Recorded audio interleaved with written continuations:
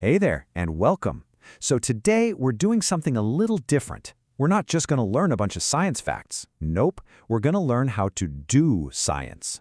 Think of this as your personal guide to getting curious and really exploring the world like a true investigator. All right, let's just dive right in with a massive question. Seriously, take a second and think about this. Are there more stars in our galaxy or grains of sand on all the beaches and deserts of the entire world? Now, the actual answer, well, that's not the most important part.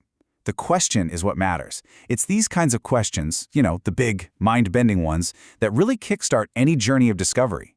And you know what? That right there, that's the real secret.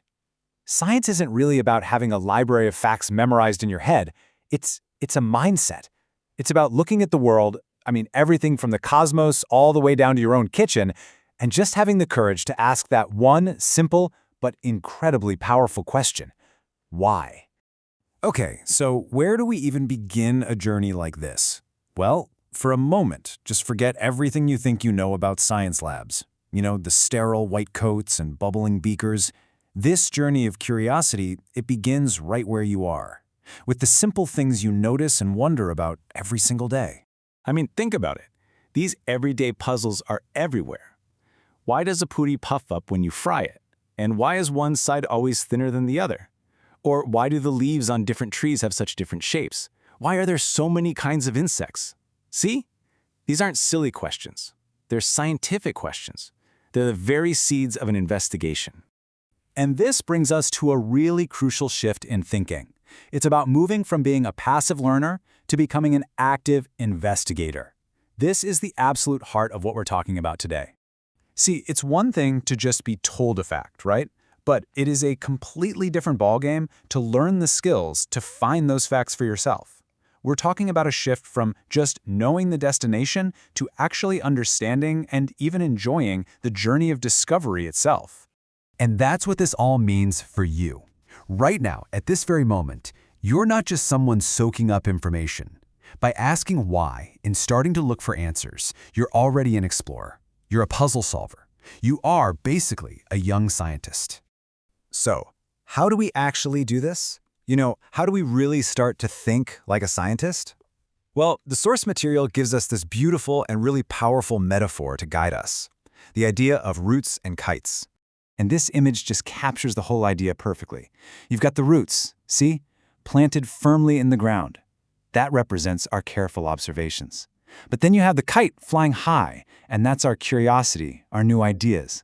Science really truly thrives right there, in the balance between the two. Okay, let's break that down a little. First up, the roots. This is your foundation. This is all about what you can actually see, what you can measure, what you can verify. It's the solid evidence, the data, the really careful observations that keep your investigation tethered to reality. And then, of course, you have the kites. This is your imagination, your creativity, your curiosity just taking flight. This is where you get to ask those what-if questions and dream up totally new possibilities, new questions to investigate. And here's the thing, you absolutely need both. Without roots, your kite just flies away into fantasy. But without a kite, your roots just stay buried and never lead to anything new. Okay, that sounds great in theory, but how does it actually work? Let's bring this whole idea back down to earth, or maybe more accurately, into the kitchen, with a simple and pretty delicious experiment.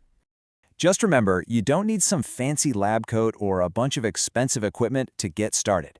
Science is literally everywhere, and believe it or not, your kitchen is a perfect place to start asking questions and running some simple experiments. So this is how a real investigator would tackle it. First, you focus your question. Not just, hey, why does it puff? But what factors actually change how a puri puffs up?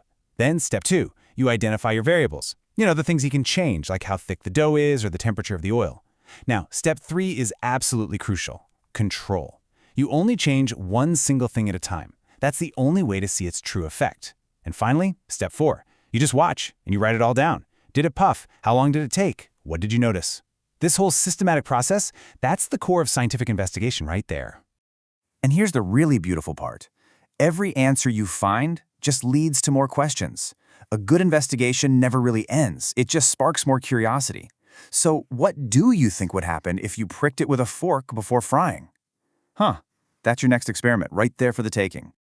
All right, so we've seen how this mindset works in the kitchen, but what's amazing is that the very same principles scale up to help us tackle the biggest puzzles we face, on a planetary scale. I mean, whether scientists are studying how a vaccine protects our bodies from tiny microbes, or how our activities are changing the planet's climate patterns, the fundamental process is exactly the same. They ask focused questions, they gather evidence, and they test their ideas. It scales perfectly from the microscopic all the way up to the macroscopic.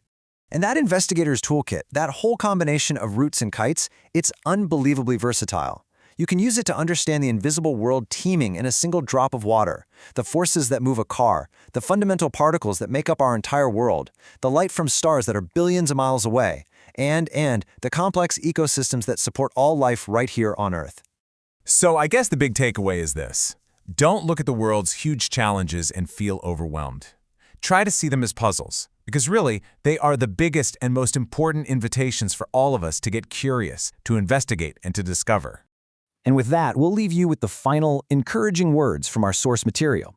The world is it's full of questions, waiting for you to ask them. You have the toolkit now, so go explore. Happy investigating.